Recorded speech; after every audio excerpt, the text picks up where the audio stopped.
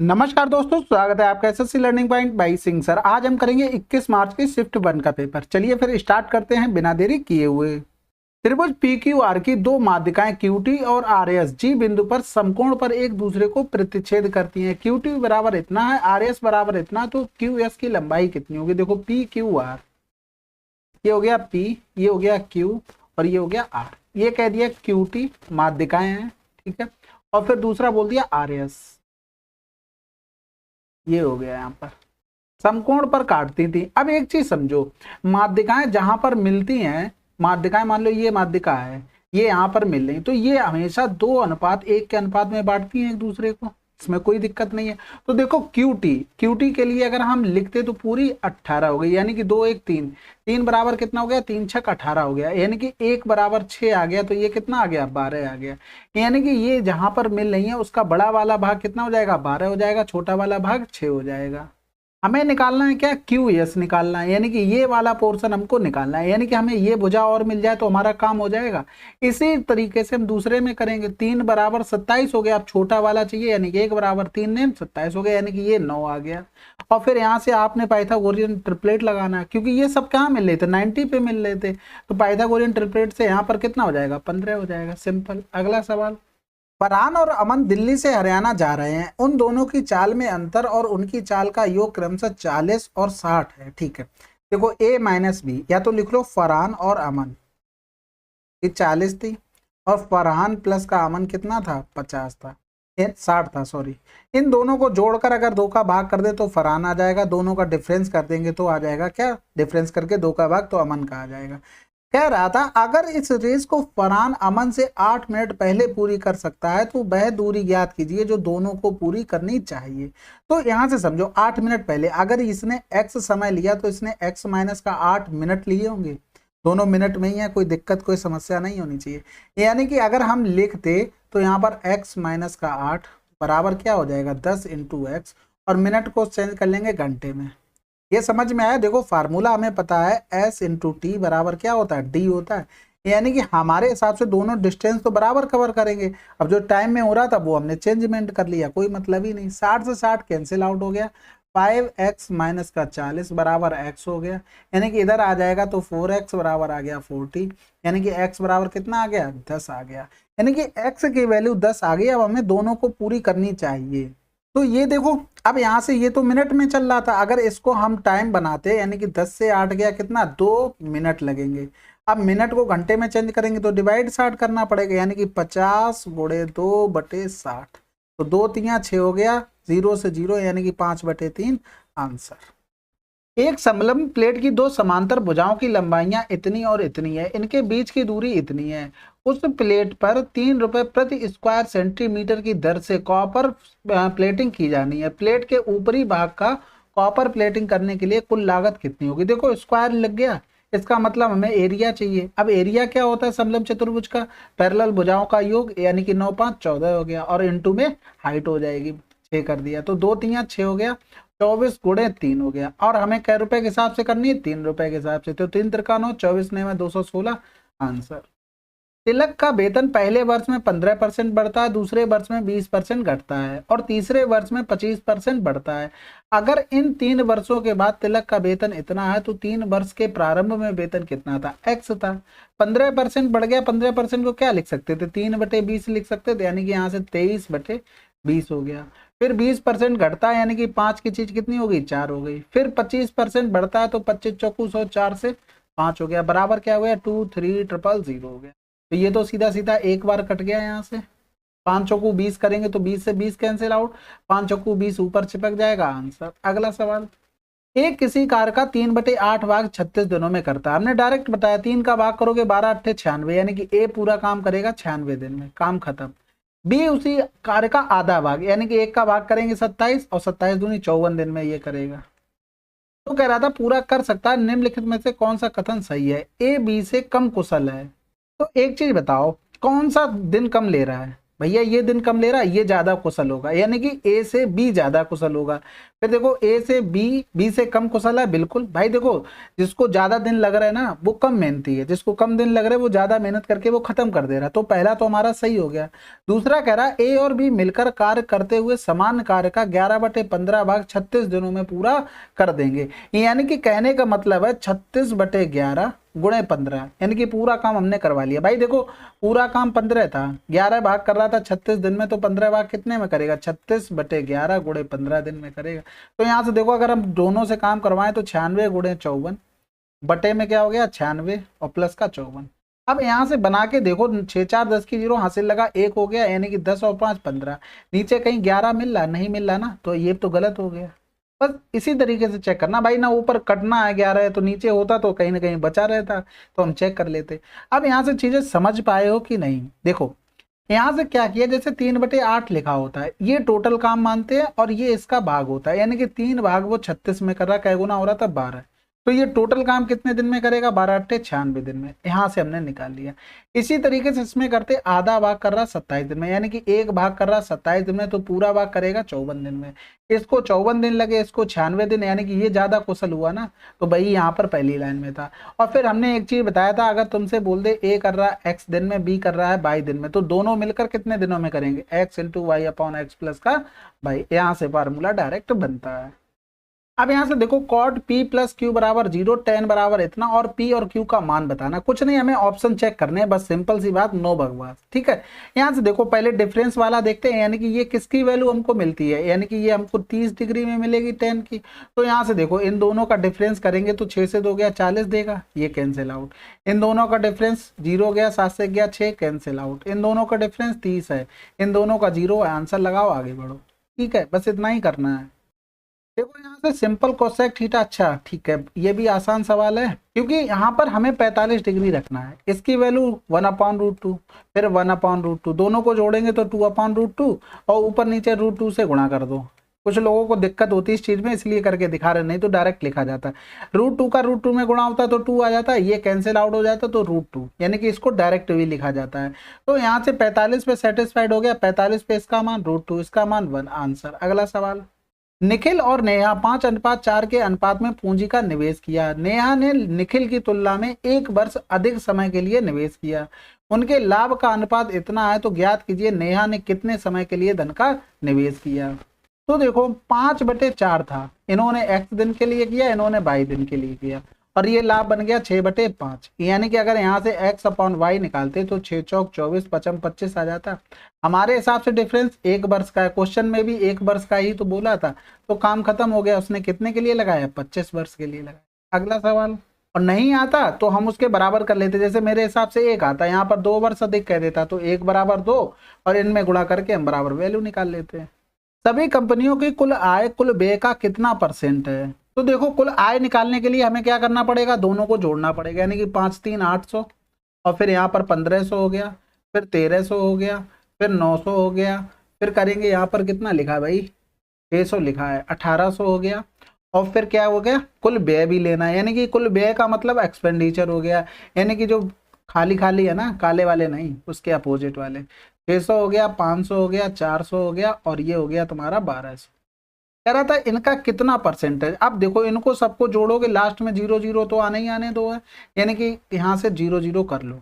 12 4 16, 16 और 5 21, 21 और 6 27, 27 और 3 27 और 3 30 हो गया। इसका x% है ये सब, यानी कि 2 0 आ गए यहाँ से, फिर 8 5 13, 13 और 3 16, 16 और 9 25, 25 और 8 33 की 3 हासिल लगा, 3 1 4 1 5 1 6 हो गया, यानी कि इतना हमें निकालना था। तो देखो 2 0 यहाँ से चले गए, 1 0 यहाँ से चला गया, यहाँ से करेंगे 3 दूनी 6 हो गया, 3 एकम 3 हो गया, 210 के समथिंग आना चाहिए। तो देखो यहाँ पर आंसर हो सकता है कहीं कैलकुलेशन में थोड़ी मिस्टेक कर दी हो, आपके लिए बिल्कुल आसान है, तो घबराने की कोई जरूरत नहीं, आप लोग खुद से बना सकते हैं, ठीक है। फिर भी कोई दिक्कत आती है तो आपको डिस्क्रिप्शन में नंबर मिल जाएगा, वहां शेयर कर सकते हैं, चीजें पूछ सकते हैं स्क्रीनशॉट लेके, कभी कोई चीज की मना नहीं। देखो ये चीज है, हमेशा याद रखो, अगर ये 2 फार्मूले हैं और बहुत यूज में होने वाले फार्मूले हैं, होल स्क्वायर, अगर कभी भी ऐसी चीज सिचुएशन आ जाए तो ये होगा 4ab, ठीक है। और दूसरी एक कंडीशन बनती है a + b का whole square plus a - b का होल स्क्वायर, तो ये फार्मूला होता है 2a² + b²। ठीक है, ये याद रखने वाली। अब यहाँ पर देखो 4 आता, बिल्कुल आता, लेकिन ए बी की जगह पर क्या दिया था, पी दिया था, और बी की जगह पर 2Q दिया था। बस फार्मूला रख दो, 4 दूनी 8 TQ आंसर। अगला सवाल, बल्लेबाज आर ने कितने रन बनाए, यानी कि 32 की वैल्यू निकालनी है, 100 की वैल्यू 500 दे दी ये थी। इतना सिंपल सवाल है भाई। 5 दूनी 10, 5 15, 1 16। यहाँ पर वैल्यू पुटिंग करनी है 1/1 प्लस का, देखो कोसेक स्क्वायर 90 0 होता है, यानी कि ये तो पूरा 0 ही आ गया।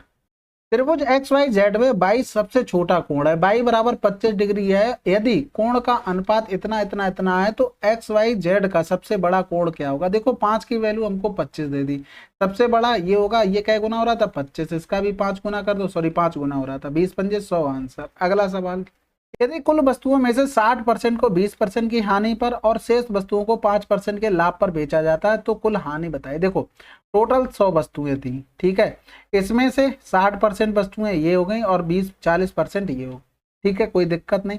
20% की हानि पर बेचा जाता है, यानी कि अगर हम मान लेते हैं इनका मूल्य 100 रुपया है और 20% की अगर हानि पर बेचा जाता तो 80 में बेचा जाता, लेकिन हमें उससे पंचायत क्या है, हमें देखो इतना मूल्य पता है टोटल, और ये 20% की हानि पर बेचा गया, तो यहाँ से निकालेंगे तो 6 दूनी 12 हम डायरेक्ट लिख लेते, 1200 रुपया की क्या हो गई, ये हानि हो गई। अब इसको क्या किया गया, इसका क्रय मूल्य तो इतना हो गया और 5% की लाभ पर, यानी कि यहाँ से अगर लाभ निकालते तो 5 चौकू 20, यानी कि 200 रुपया का लाभ हो गया। तो हमें कुल मिलाकर हानि कितनी हुई, 1000 रुपया की हानि हुई, और बटे में 100 गुणे 100 कर दो, और एक ऊपर 100 में था, काट दो तो 10% आंसर। और अगर ऐसे नहीं समझ में आ रहा है तो एक तरीका और है आपके पास, जैसे 60% चीजें थी और इधर 40% चीजें थी, यानी कि 20 दूनी 40 हो गया, 20 तियां 60 हो गया। इधर 20% की हानि की बात हो रही थी, इधर 5% की लाभ की, हमें ओवरऑल निकालना था। तो यहाँ पर रेशियो क्या बन रहा था, 3:2। तो यहाँ से क्या करते, ये बीच की चीज रही होगी, ये 3 होता है, ये 2, इधर कर लेते इसको, इधर कर देते इसको। तो यहाँ से देखो हमारे 3 2 5 का डिफरेंस आ रहा है यहाँ से यहाँ तक, और क्वेश्चन में ये देखो माइनस प्लस वाला तो जुड़ जाएगा, 20 5 25 हो गया। अब हम निकाल लेते हैं यहाँ से 2 बराबर, कितना हो जाएगा, 5 दूनी 10 हो जाएगा। तो यहाँ से समझो अगर इसमें हम 10 जोड़ते हैं तो यहाँ पर -10 पहुंचेगा, यानी कि 10% की हानि हो गई। अब 5 बराबर तो 25 आ गया था, तो इसमें से 25 हम घटाने के लिए यहाँ पहुंचते तो घटाते तो कितना आ जाता, यहाँ से भी उतना ही आ जाता। समझ गए बात को कि नहीं, यानी कि 3 बराबर जब निकालते तो 15% आता, 15% में से 5 हटा देते तो 10% पे पहुंच जाते, लॉस यहाँ से भी आ जाता। एक कुर्सी का अंकित मूल्य उसके क्रय मूल्य से 30% अधिक है। अगर कुर्सी 40 रुपए की छूट के बाद 200 में बेची जाती है तो लाभ परसेंटेज बताइए। देखो 40 के छूट के बाद बेचेगी, जैसे मान लो यहाँ पर कुछ भी मार्क प्राइस होगा, हमें नहीं पता क्या है, इस पर 40 की छूट दी गई और इतने रुपए में बेची गई, यानी कि कुल मिलाकर अगर हम देखते तो 240 रुपया हमारा मार्क प्राइस रहा होगा, यही तो रहा होगा। तो यहाँ से देखो अगर हम यहाँ से ये लिख दे सीपी ये था, इससे 30% अधिक किया गया क्या, अंकित मूल्य, और अंकित मूल्य की वैल्यू दे दी हमको इतनी। और यहां से अगर हम निकालते 100 बराबर तो सीपी मिल जाता, सीपी कितना मिलता, 240 बटे 130 और फिर गुणे में 100, इतना ही तो मिलता। अब हमें चाहिए क्या, सेलिंग प्राइस। सेलिंग प्राइस हमें पता था, कैसे पता था, ये 200 रुपया क्या था, सेलिंग प्राइस था छूट के बाद। अब यहाँ से 240 बटे 130 गुणे में 100, इधर लिख दो 200, इन दोनों का बना लेते रेशियो, 0 से 0 चला गया, ये 0 से ये 0 चला गया, यहाँ से करेंगे 2 एकम 2, 2 दूनी 4, यानी कि 12 की चीज कितने में बेचेगी, 13 में। कितने का प्रॉफिट हुआ, 1 रुपए का, किस पर हुआ, 12 पर, गुणा कर दो तो यानी कि 4 तियां 12 हो गया, 4 दूनी 8, 4 पंजे 20 हो गया, 3 अट्ठे 24 हो गया, 3 त्रिका 9 हो गया, 8.3 आंसर। समझ गए होगे बात को कि मैंने करना क्या चाहा। भाई देखो यहाँ से इधर पहुंचा, ये बन गया क्या, मार्क प्राइस बन गया, ठीक है, लेकिन हमारा सीपी से मार्क प्राइस ये था और इसके बराबर यहाँ कर लिया तो हमने निकाल लिया कॉस्ट प्राइस 100%। अब हमें पता कैसे लगेगा प्रॉफिट कितना, हमें एग्जैक्ट पता होना चाहिए सेलिंग प्राइस। भाई छूट के बाद कितने में बेचा गया था, 200 में, 200 और इनका रेशियो बना लिया, यहाँ से आंसर। त्रिभुज एबीसी में AB बराबर इतना, BC बराबर इतना, AC बराबर इतना, इसमें अंकित वृत्त की त्रिज्या 4 सेंटीमीटर है, तो त्रिभुज ABC का क्षेत्रफल बताइए। तो देखो 20 16 12 ये तो समझ में आ रहा है, आपके पास ट्रिपलेट है, एक बार इसको भी सेटिस्फाइड करके देख लें। भाई देखते हैं कि हमें पता है A प्लस का B माइनस का C अपॉन क्या होता है 2 होता है, C क्या होता है जहां पर कर्ड होता है। इन दोनों को जोड़ेंगे तो 28, 28 माइनस का 20 बटे 2 कर देंगे, यानी कि 4 सेंटीमीटर आ गई, यानी कि रेडियस हमको बिल्कुल सही मिल रही है, तो हमें कुछ करना ही नहीं है, 16 गुणे 12 करना है केवल, दो अट्ठे 16 हो गया, 12 अट्ठे 96। अगला सवाल। और वैसे भी इतना क्रॉस मत चेक किया करो, सीधे फार्मूला लगाओ ना, आपको राइट एंगल ट्रायंगल मिल गया तो उसका क्षेत्रफल चेंज कर लोगे क्या? कैसे भी चेंज नहीं होगा। अब यहाँ से देखो, ये सिंपल तरीका है। देखो यहाँ पे ऊपर क्या दिया था, 3x का होल स्क्वायर प्लस का 2 गुणे, फिर यहाँ पर आ जाएगा, देखो 4 दूनी 8 तो ज्यादा हो जाएगा, लेकिन 6 दूनी 12 होता तो 3 गुणे 2 कर सकते हैं और एक्स वाई हो गया। यहाँ पर क्या लिखा, 2y का होल स्क्वायर। तो ये फार्मूला बन गया 3x प्लस 2y का होल स्क्वायर, और बटे में क्या हो गया, 36 हो गया। यानी कि 36 को भी हम लिख सकते हैं 3x प्लस का 2y अपॉन में 6 का होल स्क्वायर। अब इंडिविजुअल डिवाइड कर देते तो 3 दूनी 6 यानी कि x बटे 2, 2 3 6 यानी कि y बटे 3 का होल स्क्वायर आंसर। अगला सवाल। कर्मचारी सी डी ई के वेतन का औसत क्या होगा? देखो 3 का डिवाइड करना हमें जोड़ के, तो देखो सी डी और ये ई रहा, 3 2 5 4 9, 9 में 3 का डिवाइड करेंगे 300 आंसर। एल एन आर द्वारा बनाए गए कुल रन कितने हैं? देखो एल ये रहा, एन ये रहा, आर ये रहा, यानी कि इनको जोड़ेंगे 12 13 25 25 और 20 45, 45 और 9 54 हो गया। यानी कि 100 की वैल्यू हमको 700 दी है भैया, और 54 का निकालना है। तो 7 चौक 28 हो गया, 7 तन्ना 35 और 2 37। अगला सवाल। यदि त्रिभुज एबीसी में भुजा बीसी पर डी एक बिंदु इस प्रकार है कि एडी को मिलाने वाली रेखा कोण ए को समद्विभाजित करती है, यदि बीडी और बीसी की लंबाई क्रमशः इतनी और इतनी है, तो एबी और एसी की लंबाई का अनुपात क्या होगा? देखो त्रिभुज एबीसी, ए बी और ये सी हो गया। कह रहा था बीसी पर डी एक बिंदु है, ठीक है, एडी को मिलाने वाली रेखा कोण ए को समद्विभाजित करती है, बीडी और बीसी की लंबाई दे दी थी कितनी, 4 और 10। तो कह रहा था एबी और एसी की लंबाई क्या होगी? अब बताओ, बाइसेक्टर आपने थ्योरम पढ़ी है, बिल्कुल पढ़ी होगी भाई। अगर ये ए है, ये बी है, ये सी है तो डी है। अगर बाइसेक्टर थ्योरम हम लगाएंगे तो डायरेक्ट लिखेंगे ए अपॉन बी बराबर सी अपॉन डी, ठीक है। तो ए अपॉन बी की हमें तो वैल्यू ही निकालनी थी, और सी अपॉन डी कितना हो गया, 4/10 हो गया। क्या हुआ, कुछ गलत हो गया क्या?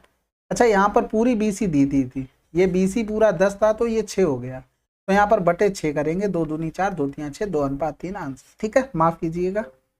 सिंप्लीफिकेशन भाई, यहाँ पर देखो गुणे का साइन बनाएंगे तो 25 ऊपर पहुंच जाएगा, 5 25 हो गया, ठीक है। यहाँ पर 5 लिख दो। अब ये गुणा का साइन है, यहाँ से 3 का 9 कट गया, 2 7 14 2 5 10 हो गया, यानी कि प्लस में 7 21/5 आ गया। अब इसको सॉल्व करेंगे तो 7/12 हो जाएगा, 7/12 गुणे में 6/5 हो गया, माइनस का 25 से 10 को यानी कि 5 25 5 दूनी 10 यानी कि 5/2 आ गया। तो यहाँ से करेंगे 6 दूनी 12 हो गया। तो देखो बचा क्या, 5/2 माइनस का 7/10, और फिर यहाँ पर क्या हो गया, प्लस का होगा ना, प्लस का 21/5 और प्लस का 5। तो यहाँ पर एलसीएम में क्या हो जाएगा, 10 हो जाएगा। तो 2 पंजे 10 25 आ जाएगा, 10 10 एकम 10 7 हो गया, 5 दूनी 10 21 दूनी 42 हो गया, प्लस का फिर 10 10 पंजे 50 हो गया। तो देखो सबसे पहले 5 2 7 हो गया, और फिर यहाँ से देखो क्या किया जाएगा, 2 4 2 6 5 11, और फिर माइनस का 7/10 यानी कि 110 बटे हम करेंगे 10 आंसर। ये भी सिंपल सवाल है भाई। सबसे पहले हम क्या सॉल्व करेंगे, ऑफ को, यानी कि 224 गुणे 4, और फिर पूरे में भाग करेंगे हम 7 का। यहाँ पर 25 तियां 75 750 हो गया। यहाँ से देखो कुछ कट रहा है, 7 तियां 21 हो गया, 7 दूनी 14 हो गया, ठीक है। तो 4 दूनी 8 हो गया, 4 तियां 12 हो गया, माइनस का 750, 10 से 8 गया 2, हमें यूनिट डिजिट 2 चाहिए आंसर। अगला सवाल। अब यहाँ से देखो, अगर हम इसको पूरे टर्म को क्या करें, एलसीएम ले लें, यानी कि x² y² और z², तो यहाँ पर देखो क्या क्या बने, यहाँ x² है, नहीं है तो x की पावर 3, यहाँ पर है, नहीं है तो y की पावर 3, यहाँ पर है, नहीं है तो z की पावर 3, ये इनटू में है, ठीक है। अब हमें इससे ये भी पता है कि x प्लस का y प्लस का z बराबर अगर 0 हो और x बराबर y बराबर z हो, तो हम लिख सकते हैं क्या, x की पावर 3 y की पावर 3 प्लस z की पावर 3 बराबर 3x y z, ठीक है। तो यहाँ पर वैल्यू पुट करते हैं 3x y z अपॉन में x² y² z², स्क्वायर वाले टर्म चले जाएंगे आप, यानी कि आंसर x y z। अगला सवाल। 5 संख्याएं हैं जिसमें पहली संख्या दूसरी संख्या की 2 गुनी और तीसरी संख्या की 2 तिहाई है। तो देखो पहले तो इन्हीं को बना लो, उसके बाद कुछ करते हैं। तो यहाँ से तीसरी संख्या 3 हो गई, इसका 2 तिहाई करेंगे तो 2 हो गया, ये 1 हो गया, ठीक है। 5 संख्याओं का औसत 60 है। तो देखो यहाँ से आगे अगर बाकी 2 संख्याओं का योग इतना है तो तीसरी संख्या, देखो सारे नंबर आसान दिए, गुणा करने में कोई दिक्कत नहीं। 5 संख्याओं का एवरेज 60 है तो योग 300 हो गया। 2 संख्याओं का सम दिया हुआ था 120, यानी कि घटा देंगे तो बची हुई संख्याएं आ जाएंगी। 10 से 2 गया 8, 2 से 1 गया 1, यानी कि 3, 2, 5 और 1 6। 6 की वैल्यू हमको दे दी 180। ये बची हुई संख्याएं निकालनी और हमें 3 की निकालनी थी, यानी 6 3 18 हो गया 90 आंसर। अगला सवाल, एक धनराशि साधारण ब्याज पर 10% वार्षिक दर से 3 गुना हो जाती है, निम्नलिखित में से कौन से कथन सही है? समान समयावधि में साधारण ब्याज पर 20% वार्षिक दर से 5 गुना हो जाएगी। तो यहां से एक चीज समझो, एक से चीज हो गई कितनी, 2 गुनी, पहली वाली 3 गुना सॉरी, और 3 गुना हो गई। ब्याज कितना मिला, 2 मिला, पहली वाली लाइन से कर रहे हैं। तो कितने वर्षों में मिला, 10 वर्षों में। फिर ये इसने कह दिया कि कह रहा था समान समयावधि में, यानी कि समान समय की बात कर रहा है, तो हमें समय से तो कोई पंचायत नहीं, दोनों में समय बराबर है तो कोई मतलब नहीं। 20% वार्षिक दर से, यानी कि यहाँ से 5 गुना हो गई चीज, तो ब्याज कितना मिल गया, 4, यानी कि कै गुना हो रहा था, 2 गुना हो रहा था, तो यहाँ पर रेट कितनी हो जाएगी, 2 गुना भी हो जाएगी। तो 20% आ रहा, बिल्कुल पहला तो सही हो गया। समान समयावधि में साधारण ब्याज पर 30% वार्षिक दर से 7 गुना हो जाएगी, यानी कि 1 से 7 गुना कितना ब्याज मिल रहा भैया, 6 रुपया ब्याज मिला। तो 2 का कै गुना हो रहा था, 3 गुना, यानी कि रेट का भी 3 गुना हो जाएगा, यानी कि 30। आंसर दोनों सही है। अगला सवाल, रेशियो से ही काम चलेगा, ऐसा नहीं कि उसको आप बेसिक से बनाने जा रहे हैं, फिर टाइम लगेगा। चलिए फिर 21 मार्च की शिफ्ट 1 आपकी कंप्लीट हो गई है। अब आपके केवल 3 पेपर बचे हुए, ठीक है, अच्छे से आप लोगों ने कवर किए होंगे और मैं आशा करता हूँ आपने नोट्स जरूर बनाए होंगे जो भी आपके हार्ड क्वेश्चन थे। चलिए फिर मिलते हैं अगले वीडियो में, तब तक के लिए जय हिंद जय भारत।